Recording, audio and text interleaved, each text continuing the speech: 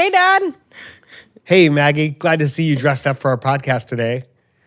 Okay, you can see I'm in pajama pants, but nobody else can. So, way to call me Unless they're out. watching the video on YouTube. But No, yes, otherwise they're just hearing that you're in pajama pants, in which case, sorry that I outed you. I have the frame so you can't see the pajama pants. But speaking of YouTube, I would like to apologize for the fact that I accidentally deleted half of last week's podcast footage. So if you are one of our YouTube watchers and you notice that you cannot see us or see me for the majority of the beginning of the podcast, this is my formal apology. You know what, though? It's so funny because there's a moment that you can, if you could see Maggie after that moment, you could see on her face that she knows what she did. Because like I saw it, and there was definitely a difference in your tone between the first and the second half of the podcast because you knew what you did. Yeah, that was a really hard time for me. I know that feeling, man. I know the feeling of making mistakes that you just can't take back in that moment. It's not easy. No, but it is this not. episode's going to be great. You're in perfect focus. You're looking great. And we got a lot of awesome questions and a lot to talk about. So what do you say we get rolling? Let's roll the intro music. Mags and Dads, wholesome chaos. Mags and Dads, wholesome chaos. I want to see how many episodes you say, we got a lot to talk about. We got a really big show. I feel like it might be every single episode. Well, we always have a lot to talk about. Well, yeah, it's a podcast. Yeah, that's a good thing. If we run out of stuff to talk about, we're in trouble. Yeah, okay, honestly, the first thing I wanted to talk about on this lovely podcast is kind of our experience of like what we just came out of from Texas. We had a family wedding in Texas, and a lot happened, and I'm sure you have some stuff you want to talk about as well. But honestly, what I wanted to touch on was we met up with Mom's niece, Melissa, whose family, and she had her two kids with her, a 7-year-old and a 8-month-old? Is that 7-month-old? 9 month. 9 month old. I was close. Owen is 9 months, yes. Yes, Owen and Sean. And we kind of got to spend a few hours like playing with them, talking with them. Well, the baby didn't talk very much or at all, but the rest of them, we like, it was really cool. I vlogged a lot of it. It's on my YouTube channel, but seeing it really, really made me think, and like even seeing Mom like hold the baby and stuff, I was like, grandparents, like y'all look like you want to be grandparents and like you'd be such good grandparents. And I was just wondering if that thought was in your mind as much as it was in mine. Oh, of course. I mean, I've been thinking about being a dad since I was a kid. Yeah. And when I think about my life and in older age, it definitely revolves around grandkids. Now, I recognize that's not in my control, and I can't force those issues, but I definitely love being involved in kids' lives. And I think, parenting is such a challenging thing, and talk about making mistakes. As parents, you make mistakes all the time, and you go, oh, I wish I could do that over in some respects. Well, when you're a grandparent, you get a chance to do it over in some ways and in a different role with a lot more wisdom, a lot more maturity, maybe a little bit less stress in your life, and not the full burden of raising a child. But I think being a grandparent, being a grandfather is going to be amazing. I also think about that relative to my health. Like I want to be in enough physical shape that I can still like play with my kids, play with my grandkids, and hold them and pick them up and throw them around and all kinds of fun stuff, which I'm still able to do by the time that happens. Yeah. I'm sure I was throwing Sean around a good bit. You were. Yeah. Yeah, he was fun. Kids demand so much energy, and that's why they say it's a good thing young people are the ones who have kids. Because when you get older, you wear out a lot quicker, obviously. But he just goes and goes. We taught him how to juggle. He was in our TikTok that we did. He was, yeah. You had the intention that we were going to do a lot of TikToks in the flow of all this, and oh my gosh, it kind of didn't happen. Yeah, I had about 4, and I wanted to do like at least one on your channel too. And the only thing we ended up doing was one on my channel, but we did vlog a good bit for YouTube, which I'm going to be posting more on there. So I'm happy that happened. But no, it was my whole intention with the trip I went into it with the attitude of anything that's going to pull me away from family, it isn't worth it because Well, and from Clayton and Susie. Yeah, I yeah, mean, yeah. Just celebrate them and their day and their marriage. And, yeah, like it was you know, clearly a time that was not about us. And I even had that thought where I was like, oh, maybe I'll go work out because we had some downtime, and I was like, a hotel gym, that sounds nice. And then I thought, okay, well, that's 40 minutes in a hotel gym by myself, away from my family that's coincidentally here, and then like shower after. And it's like, okay, literally that's so much time that I could just be spending with the people around me. And like I don't see my grandparents that much anymore. I don't see my cousins that much. yeah. And so it was just We did some family walks, but typically that was before you were up. that's It was not like the true. exercise. I was up Did you do a family walk by the river, Austin? no. Okay. But I ran into Grandma and Ruby on the way to a family walk and Aunt Sandy. So Yeah. I was awake. Well, there's an early crowd. A lot of people get up, drink their coffee, and the kids were sleeping in a little bit. But bottom line, it went wonderfully well. Everybody's travel was perfect, in and out. You all made the wedding. And Eddie was there. It was so good to see Eddie Yeah. and spend time with him and get the family together, the four of us, which won't happen again until Christmas, unfortunately. I know. And so it's like good for the heart, but then the parting is again so much more difficult. Yeah. Yeah. Yeah. But what was your favorite part of the weekend? Seeing your cousins? Seeing everybody, genuinely. Like, we have not had a family gathering with, like, that many of our relatives, which we have like, your side of the family, I'd say, is pretty small. Mom's side, too. Like we don't have a crazy, crazy big family. And so when we can get most everyone together, that's a really cool thing. I also thought it was fun to be able to be walking around Austin and you run into family. You're like, hey there. Like that was fun. Absolutely. It was a really great wedding, small wedding, 40 something people in beautiful view, perfect weather, outside looking over from an elevated area looking over the whole city of Austin. It was really beautiful, great sunset. And the ceremony went well. You know, as the officiant of the wedding, that's always something I stressed over, but it wasn't perfect, but I tried to do the best job I could and give them a great moment to celebrate with everyone. And, You did. you know, it all worked out. And then I went from there to another speech and then just got back late last night. And here we are, back in podcast mode. Yep. I remember asking you the other week, I was like, so when are we done with this podcast thing? like you know, it just keeps happening. We have no idea. I don't know. No, and part of what keeps it going, it's like laundry. Mom said it's just, laundry. You got to just keep doing it. Yeah. Yep. And so, but part of it that makes it awesome and amazing are the questions that just keep coming from wholesomechaos.com. Thank you for going out there. This week we've got questions from Spain, from Pakistan, from I think Germany, from all over the world. And so we have a great opportunity to hear from you and hopefully to add some insight and fun and smiles into your life. You want to take the first question, Maggie? Sure, but you read it. Okay. What are your fears for one another? Fears for each other? For example, Maggie in college or Dan traveling so often. Do you celebrate? Okay, well, we're going to stop that. There's more questions because this girl, Chloe, asked like 6 questions in one question, which I admire that. Like, way to go for it, Chloe. But let's just do the first part about fears. Yeah. What are your fears, Maggie? Whew, this dives into a lot. Something I feel like a lot of people don't know about me is how much of a scared child I was.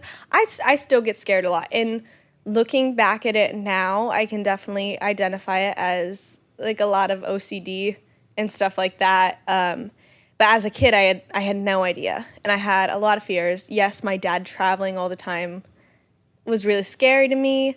I don't think I've talked about this on the podcast before because I feel like I would have remembered it. But I went through a huge phase when I was maybe in 5th grade or something where I was like, I think I saw a documentary at a friend's house where there was like a fire and it ended up like killing family members and like killing the dogs and stuff. And that like stuck with me so hard, where I had a time, I'm pretty sure it was 5th grade, where I could not fall asleep at night because I was so terrified that that was going to happen to me and that I was going to lose my family, and that I would stay up all night. I remembered we had a dog, Serena, who was like the sweetest dog, and I would like keep her in my room and be like, no, stay with me, like, we're gonna protect each other, it's gonna be okay. And it got so bad to the point where I remember, like, I would check the gas every night. I honestly still do that. Yeah, But like, you do. I Or would, you remind us to check the gas. yeah, I would check the When gas we're on the every phone night. with you, even now, you say, okay, hey, have you checked the gas? Yeah, but I remember being at school in 5th grade, I believe it was, and the whole day while in class, I would just like sit there and be praying the whole time because I was just terrified of what was happening at home. Like I was so consumed by that fear. And that was an interesting thing to me. I was actually talking to a friend about this yesterday, where if you asked anyone who was around me as a child, they were like, she was such a happy kid. Like, so happy. And I was a very happy kid, but I had very drastic highs and lows. I was also such a sad, scared kid. And I literally find notes from my childhood self, or like old diaries, where just reading it, I'm like, wow, I didn't even remember how sad I was. Like, it was really sad. But yeah, those were some of my like main fears.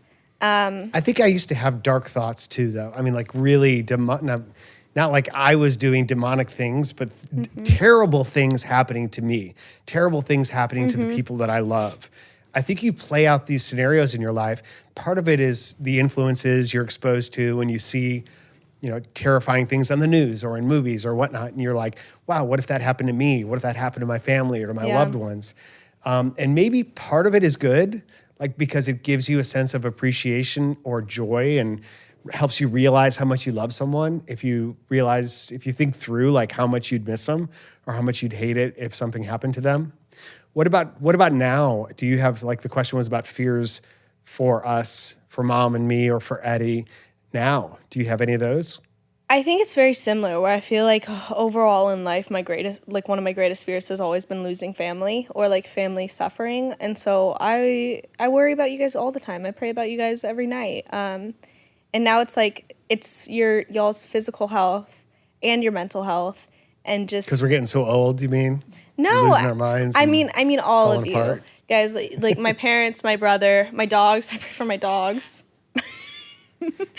But yeah, no, I think it's very much similar along the same lines. And now that I'm older, I have a little bit of a better grasp on like the OCD sides of things. Not saying that it never affects me, because it absolutely does.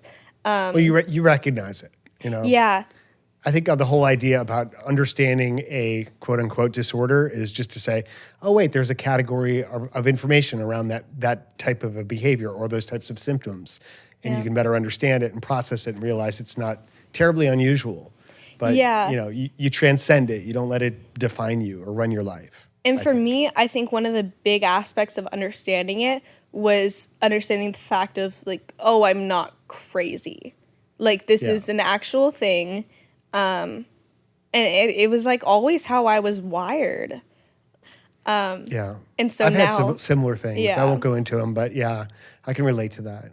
In terms of our fears, I mean, obviously, once you're a parent, you realize, oh my gosh, I didn't know it was possible for me to love another human being this much as my own child. Yeah. And then the other side of that coin is, what would it be like if something happened to them, if someone hurt them, if someone took them, or even worse, right? And so that never goes away. And I think as your kids get older, you process it differently. Like when Eddie first went to college in North Carolina, and then in Boston, further away now, and less frequently in contact with him. And then with you in LA, so much of it's out of your control. It's an act of faith and trust. And you just have to know, I've done my part. Like I've instilled, hopefully mom and I have helped you understand how to behave, how to conduct yourself, how to stay safe, and that you're loved and that you're valuable, and that, you won't be manipulated easy by people who come into your life easily, because you have a sense of self-worth. And maybe people who have less of a sense of self-worth are more vulnerable to predators or to people who can just come in and take over their lives. Yeah. But in terms of fears for you and Eddie now, I don't really focus on those. I wouldn't say that I don't have any fears. I would say I don't give my fears power over me. Like I don't want to spend time thinking about that. I only have hope and opportunity and excitement for what's to come in your life, and I have great faith, like you do, and in a whole big purpose around why you're here and how your life's going to play out. Like we're watching a huge story unfold. Yeah. Lately I've been feeling a little bit in my own life like overwhelmed. Like there's so much happening all at once. And we keep saying yes to new opportunities, including the podcast. And I love the podcast. I'm so glad we do this. This is like the greatest gift a dad can have, is to spend an hour in meaningful conversation with his daughter and be working collaboratively with your mom and with Eddie every week on getting this done and reaching out to him on ideas. And, it's awesome. But then this week in the next 2.5 weeks, backing up a few days, we had the wedding, 8 speeches, 2 virtual events that we have to pre-record, and we're launching a new course. And I remember, like, I used to be extremely busy. Like, if it's humanly possible to get from one speech to another speech, we put it on the calendar and try to make it happen and get it done. And you get comfortable in that flow of craziness or chaos in your life. And through COVID, obviously it was the reverse of that, where you had all this downtime. We were together for long periods of times, and you had a lot of free time, or a lot of time to think about your next move. It wasn't necessarily free time, but it wasn't constantly go, go, go. Now that I'm getting kind of back into that mode, at least for the immediate future, it's like, okay, I kind of remember this gear, but it seems like a lot. Yeah. No, because you're back working. And while you were still working throughout COVID, and working differently, working from home and just kind of learning how to work differently, I guess. Now you're traveling again, and I can't. That's so much work. Like you have to work to get to the work. It makes me very aware now of how long it takes to get to a speech. Yeah, you burn 2 days on a calendar to go do a speech somewhere. For sure. And we were in the habit now of doing it in the studio, and then I'd make the joke as we're done, like, okay, got to catch a flight and go home. Oh wait, no, I don't. I'm already home. And the truth is, we're doing both. We've got some clients who would rather do it virtually, some on the road, but it's a little bit of everything. Yeah. It's just a new. I don't want to say new normal because I hate that phrase, because there's no such thing as normal. Normal is just, I think, a word we use to talk about what used to happen, because now we understand it better, right? But in the moment of what's happening, in the chaos of now, it's always going to be uncertain, unfolding every moment. Off balance on purpose. I won't go into my speech mode. Yeah, exactly. Well, I've got a new one now. I've got a new speech I'm doing. It's kind of the next level of off balance on purpose. It's called Positive Chaos. That's fun. Yeah, but it's true. Like, chaos is something I've been thinking about a lot because of this podcast and my speaking and a course we're launching called Transform Your Chaos. But the notion that, so I started studying like chaos theory and what it is, and like the patterns behind chaos, and the butterfly effect, and how little things amplify into future results. And it's pretty amazingly cool. And so anyway. Yeah. About to go into it? Go into what part?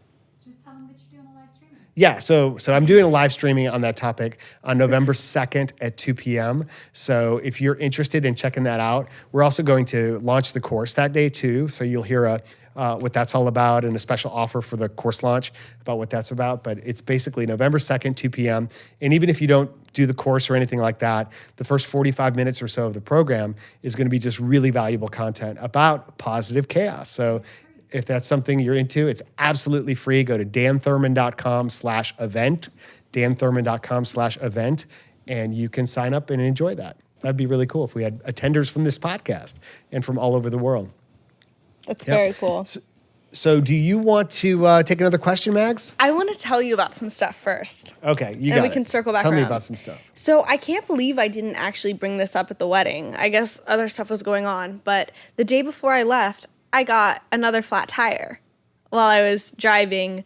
Literally drove on the freeway with it, pulled over when I could, called AAA.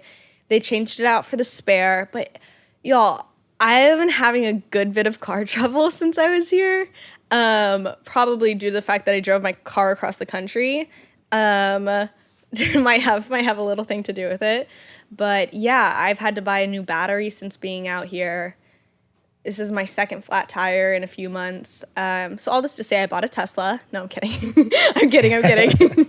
Well, I was going to say every time you fill up your tank, you have car trouble because it's you live in California and gas is over $5 a gallon. This is true. Trouble there. There's some places where it's over $6 in LA. You're kidding. No, isn't that insane? That's crazy. Yeah, but so I'm getting my tires changed, and I finally decided that I'm just gonna pay up.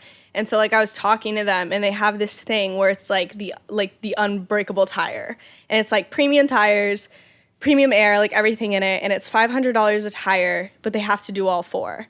So it's like, okay, fine, I'm just gonna do it. And so finally got that done, and I think it's overall like a good investment. What do you think? I think I would have probably had you talk to me about it before you did it, because now you've already done it, right? That's a good price, isn't it? For all 4 tires? I mean, you could get really good tires cheaper than $500 a tire. However, if they're truly unbreakable, if warranted, all that kind of stuff, I mean, I guess that could be a good deal, and it's a done deal. So all you can do now is learn, is process how you feel about it. You could either feel like I might have got ripped off, or you could feel like, hey, I've got great tires. So let's go with that second option. Dad, have you seen the TikToks that are girls who call their dads and tell them they ridiculously paid more money than necessary to get their car fixed? Did you just do that to me? I did. Oh my gosh. You handled you're it terrible. very nicely. You didn't call me a silly person. So that was good. nice. But no, the first half of the story was true. I am driving on a spare right now, and I tried to call them to get it fixed yesterday, and they didn't get back to me. So I have to call them again after this. But we did replace at least a couple of your tires fairly recently. I know, and that's so why you don't have to replace all 4 tires. No. That was all a part of the joke. I know. I did not pay $2,000 I'm for new confused. tires. I don't know what's real anymore. Where am I? What are we doing?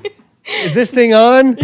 No, one of my tires I do have a flat tire, so I'm driving on a spare right now. It's my front left tire, which we did get replaced, I'm pretty sure. So. Well, and they can repair that tire, right? Because they don't necessarily replace it unless the tire is completely destroyed. Normally, when you get a flat tire, it's just a puncture, and they can patch the tire. That's a good point. Unless it's on the side of the tire, like if it's too close to the edge, then it becomes a problem. I don't know. But I'll have to get them to look at it. Have you taken the tire to a tire dealership or repair place? And have them fix it? Yeah, I'm trying to make an appointment. Okay. Yeah. Well, good. I'm working on it. I didn't pay $2,000 for new tires. Thank you. I'm glad to hear that, and you're crazy. Did I do good? Did I do good? Like, yeah, you did great. You had me sold. I'm an Unbreakable actor, Tire. guys. I was like, what is this? And after I got done talking about how you raise your kids with great awareness and perception and good values, and we did the whole money episode, and here you're spending $2,000 on tires. Mm-hmm. Okay, good. All right. Hey, Maggie. Well, I say that. That's not what Christian said. Are you reading a question? Christian just asked the question. I think he said hi, though. What are your tips on putting your phone or something distracting away when you have to get stuff done? This is a challenge for me, for you, for everybody. Probably more for me than you even, because, I'm on my phone a lot.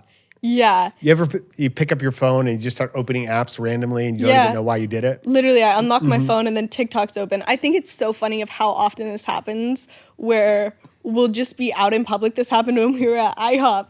We're just out in public. We're all sitting, waiting for a table. And I just hear, I forget exactly what it was. It was either like, what you know about rolling down, and it's like this song, or it was like, oh no, our table. And I just look over and you're like quickly closing the app because you accidentally opened it with like full volume. And it's because it's an addiction. Like it's something we're just used to. Well, it is an addiction. It's designed to be an addiction. Yeah. They study human psychology and wait times, and they track your algorithm and every instant of how you interact with it to make it increasingly more addicting. Yeah. And it's like the most powerful drug that is in the hands of nearly every kid on the planet, or, you know, And dad. of a certain age and in a certain income class. But, Yeah. you know, it's incredibly powerful, both for good and for not so good. Yeah. Like when I think about how much joy I used to get out of sitting down and reading a book. And I still enjoy reading, but to what it takes to get me to sit down and actually devote attention to reading words on pages and not like going to a phone or something like that. Because all it takes is one thought. It's like, oh, what about that thing that I remember and was going to look at? Or what Yeah. about that email that I've got to respond to? And before you know it, you're picking up your phone. Yep. And now you've just made a reaction. And now the phone is going to start telling you what to think and what to do, as opposed to just putting it away. So how do you handle that? How do you put it away? Genuinely, I find like increments kind of work really well for me. If I genuinely take my phone, flip it over, and push it a few feet away from me, like just out of reach. If I can reach it, I'm gonna grab it. But if it's just out of reach or even out of sight or something, and just work for 20 minutes. Like work for 20 minutes, then grab your phone, you know, see if anyone really needs to reach you, how dire any circumstances are. Look at it for maybe a minute or two, watch a few TikToks, then flip it back over, push it away, and like do more work. Yeah, I find that usually works best for me. When I was in high school, TikTok obviously wasn't crazy big my first few years of high school, but something I would do is I would kind of, with texting people, have like little homework rewards. So I would be doing math homework or something and say, okay, after 5 problems, I'll respond to my text to this person. Or like playing back in Game Pigeon or something, where it was kind of a reward system, but still had me being productive. Not to say that I'm incredible at this. Like, I am not. I definitely have a lot of work to do in regards to self-control over my phone. I was actually literally thinking the other day about how many hours have I spent looking at a phone or my computer. And it terrified me. Your phone will tell you how many hours you spent looking at it Yeah. this week over last week, and whether your screen time is up or down. And to be fair, like, my job is on my phone. Like, I record on my phone. I usually edit TikToks on my phone. And so there is a lot of work time, I guess, that is spent on my phone, but there is a lot of excess time that I can cut out and should work on. You know, it's also interesting. I don't know if this is still the case, but I remember noticing this back when I was first getting into TikTok a lot and spending a lot of time learning about the app and in the app. My phone in screen time, it puts it in categories. And for TikTok, the category was creativity. And I was like, oh, that really makes it sound like I'm doing something productive. Yeah, I you're like being that. creative. Yeah. That's funny. Or productivity app. I forget what it was, but it was something like creativity or you know, I think that was it. But anyway, I think that for me, when I put down my phone and I have to do something else away from my phone deliberately, like reading, like being on an airplane. That's really one of the things I enjoy about airplanes is you can literally shut off your phone. I never buy the internet package on the flight. I just do other things while I'm on the flight. Sometimes I'm being very productive. Other times I'm watching a movie. Or other times I'm just resting, writing. I write some of my new weekly video scripts on airplanes. So that's really helpful. Or like going for a walk with the dogs or to the dog park or playing disc golf or going for a ride in the woods. Like I really enjoy the aspect of those activities that is turning off the phone, getting away from the phone. And so that really helps me understand the value of it. Do you remember when we went down the Grand Canyon? Mm-hmm. I do. Yep. So we spent a full week down the Grand Canyon, which is wilderness. Yeah. There is no cell signal, right? And so within the first day, you're out of range, and maybe for the next couple days, you're like, am I really out of range? You turn your phone on every once in a while and say, yep, there's no signal. Yep. But eventually you get used to it, and you're like, wow, like your brain comes back. We're thinking of an idea or a question. Hey, who was in that movie that one time? And then instead of like somebody going to a phone to answer the question, we would think about it and talk about it Yeah, and ask the figure people it out. around you. Oh my gosh. Yeah. You want to know something so funny about that trip? Is Ruby and I had this song stuck in our head. The "Don't go chasing waterfalls, just say da da da da," and we did not know the rest of the song. And so we would literally the whole time we would just sing like "Don't go chasing waterfalls," da da ba da da da da ba da, and like we wouldn't know the rest of it. And it was like on the last day of the trip, we were walking next to Clayton, and Clayton just started singing the rest of it, and we were like, "What the heck? You know the rest of the words, and you didn't tell us this entire week-long trip?" And it just goes to show, like a lot of people know different information than you around you. Just talk to them about it, you know? Sorry to interrupt you for that, but I wanted to put that out there. But go ahead. No, that's great. I wanted to go back to the IHOP experience. Yeah? So Sunday morning, before I caught my flight, kind of everyone was on their way out. Some people left early, some people left later. Some of us had time for breakfast. So we walked to IHOP in Austin on a Sunday, which, as you can imagine, was kind of hopping. It was busy.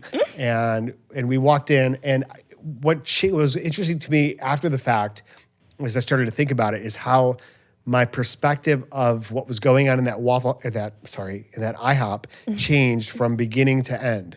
Because we walked in and it was crazy inside. Like everyone was being served. All the tables were full. There was no hostess. And so people started like piling up in the lobby area waiting for tables, and no one's serving us. And we're like, are they ignoring us? Nobody here's doing their job. They're completely out of control. Well, eventually people started leaving. Eventually there was space, and eventually they incorporated us, got us seated, gave us attention. But what I realized afterward is, no, they were totally doing their job. Yeah. They were kicking butt, getting people served, getting people through that restaurant. And once we were in the flow of the experience, you understood like they were short-staffed. Like every place, restaurants and places of business, all retail establishments, having a huge problem right now trying to find people to work. You've got supply chain issues, probably paying more for all their food and trying to get the food that they needed and get it unloaded and get trucks there. And like they've got a lot of issues, and yet they're still busting out this great food at a high level of quality. And by the time we were through that experience, I was like, thank you so much for working so hard and for doing your jobs. Yeah. And the food honestly came out very quick. once we were in the flow. Yeah. Yeah. Yeah. So I think that's my new perspective now, is when I see people working, I'm like, thank you for working. Thank you for doing your job. I really, really appreciate it. Yeah. For sure. So anything else on your list, or you want to go to another question? We probably have time for like one more question, right?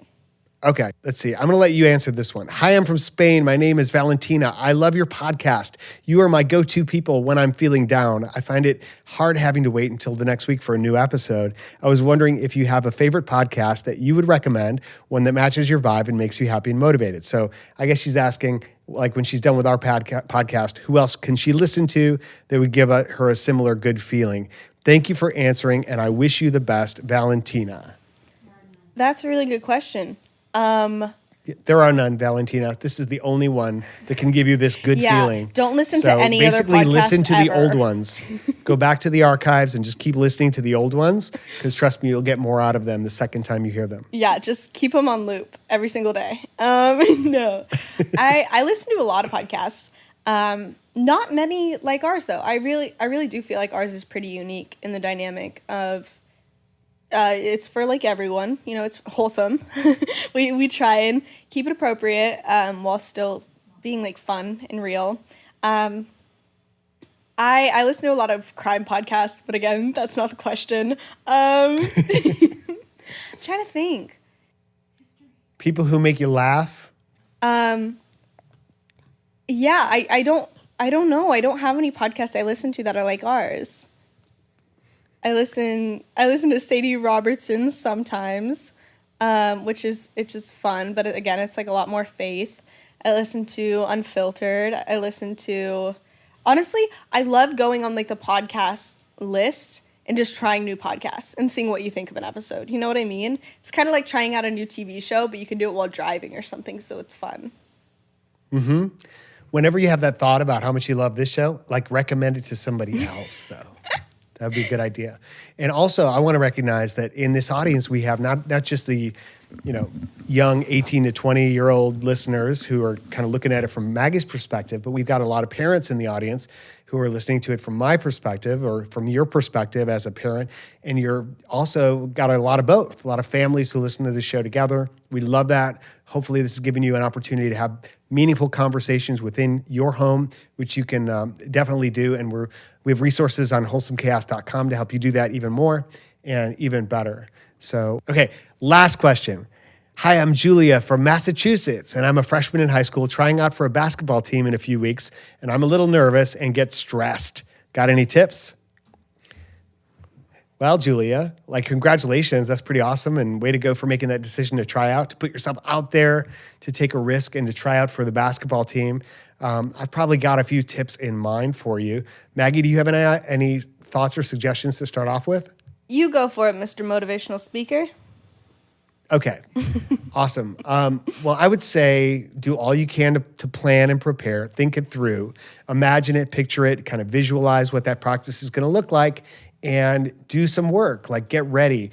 Whatever you think readiness looks like, probably some physical activity, some shooting some baskets, obviously, stretching, training, working out, whatever you're going to do to get yourself physically ready, whatever you're going to do to get yourself mentally ready. And also understand all of that preparation is only the beginning. That's the first step. Whenever you show up, you got to be able to put your preparation behind you in the past and just be in the moment. Just be present. Really enjoy it. Picture yourself right now in this experience of walking in and understanding, hey, it's going to be way different than you imagined. And that's okay. You're still totally cool with it because you're prepared. You've put in the work and you can just be you. Also, lean into your strengths and your uniqueness. Be yourself. Don't try to feel like you've got to be like that person or as good as them or as great as that person over there. You can't have all the strengths of the team. You have your strengths of the team. And so put that out there in the best light that you can put it out there. And then just trust, the coach is going to see how that fits into the bigger picture. But you're going to do great. And then afterward, you're going to also be thinking about things you could have done better or should have done differently or wish you'd have made that shot or whatever. But you've got to just understand that's part of the process too. It's every time I do a speech, every time I do a show, I do the 3 shows, the one you plan, the one you do, and the one you should have done that you're going to think about later. Yep. And it's going to be the same with your audition or your practice or like Maggie when you audition for any kind of an acting role or something like that. Oh my that's gosh, kind of yeah. weird. How do you prepare for an acting audition? Oh, it's so funny. I was in one acting class a while ago, and we were talking about different acting techniques. There's so many different acting techniques and thoughts of principles and stuff. And one of them involves a lot of preparation and a lot of subtext and writing out oh, this is why I'm saying this. This is what I'm feeling. And the way he put it is he was essentially what you're going to do is you're going to spend a ton of time doing, Uta Hagen was the school of thought, preparation beforehand, and then you're going to go in and Misner it, which is a lot more of in person because you're going to forget everything that you talked about beforehand. And so I think Uta Hagen? Yeah. And so that was one acting school and then Misner is the other. Yeah, just schools of thought, essentially. Yeah. They're people. Okay. But yeah. No, I totally, I know Misner. I didn't know Uta Hagen. Yeah, I totally relate to the whole what you plan to do, what you actually do, and then what you think about on the way home where it's oh man, I had a lot of beats and stuff and emphasis that I wanted placed. You And made that's a lot not of what beats happened. before your audition? You know how much I love beats. You love beats. I hate beats. Oh my gosh, that's love a story beats. for another time. Yes, we could do a whole episode on beats. No, we I cannot. think that would be amazing. No. Yes. No. You can't beat it. There's. That was really good. Sorry. No, it's okay. That was It's really okay. bad. Yeah. Julia, you're going to be amazing. Are you Yes. Are you kidding me? This is We're going to be excited awesome. for you. You got it. And you got to room let for us know you. how it goes. Yes. You got to let us know how it goes and if this was helpful and if you're on the team, because Yeah. I think you are. Like, I think you're awesome and you've got this strength. You don't even know how great you are yet, but trust me, you're going to realize it at that audition. Try out. And for everyone out there in the audience, we love you guys. We value you, and you are unique and special in your own amazing ways. Lean into who you are, be more of who you are, and stretch yourself. Like try to become a better version of you. Yeah. Be more intentional about how you talk about yourself or how you uplift the people around you. It's really kind of a very fun and cool way to go through life, is by seeing like how can you do this secret good work and help the people around you. Don't you think, Maggie? Yeah, for sure. You wanna know something really funny? Yes. So, exciting things that happened this week. I was in one of David's vlogs, which was like super cool, super fun. Like, I love that whole group. Congratulations. Thank you. I was actually with like all four of us, you, me, Mom, and Eddie were all together when that happened. And I found out the way I find out most things, which is through my TikTok comments. They always tell me things that I don't know about myself. And I'm like, oh, cool, I'll check it out. But yeah. And this is David Dobrik, for those of you who don't know. Yeah. But when we were filming, Josh Morris was here with me. And we were like all together while we were filming. And it was so funny because we were making jokes last night. Because you don't really see Josh in the video, but you hear him say one thing. And so we were like, Josh, do the thing from like the vlog. And he just like, he said like, that was actually really good or something, like that was amazing. And so we keep having him do his line from the vlog, and it's so funny. Great guy. But no, that was such a fun experience and really cool. And literally people, when they told me about it in the comments and stuff, it was like the sweetest thing, where they were literally, I had people saying like, just saw you in the vlog. I'm proud of you. Yeah, they're like, I'm proud of you. I'm so happy for like the way your life is going. And I was like, what the heck? This is so nice. Like, I wasn't expecting this. And man, y'all are the best. Literally, what? Man, so cool. I'm so grateful. Great people. Yeah. Yeah. But that happened this week, and that was really exciting. Yeah. I wonder what's going to happen next week. Yeah. Who's to say? I guess we'll find out together, and then we'll tell all of you about it too. In the meantime, tell us what's going on in your lives. Please go out to wholesomechaos.com, leave us your questions, subscribe to the podcast. And we didn't have any sponsors this week, but you can look at our sponsors for previous episodes and support them. And just tell your friends and grow the community and get yourself some wholesome chaos in your life and for your family. And Julia, let us know how the tryout goes. But yeah, you can follow us on any of our other socials if you wish. It's Maggie Thurman and Dan Thurman on everything except TikTok. My dad is Maggie's dad, 123. I don't think we're ever going to change that, and I'm okay with that. But yeah, literally check out, I already said this, but check out our other socials. A lot of what we talk about you can actually see on those things. So yeah, I hope you guys enjoyed this episode and that you'll tell your friends, and that we'll see you guys again next week. All right, Maggie. Have a great week. I love you. I love you. Bye. We love you too. See you guys. Bye. Mags and Dads, wholesome chaos. Mags and Dads, wholesome chaos. My diary is right here. We could do a podcast that is just me reading pages from my diary. That'd be really bad. Yeah. Oh, So yeah. read me something from your diary, Maggie. Okay. This is when I went to the hospital for my right before junior year. Oh my gosh, why do I only journal when I'm sad? Oh my gosh, I can't read any of this. What am I doing? No, I can't. This is all really bad.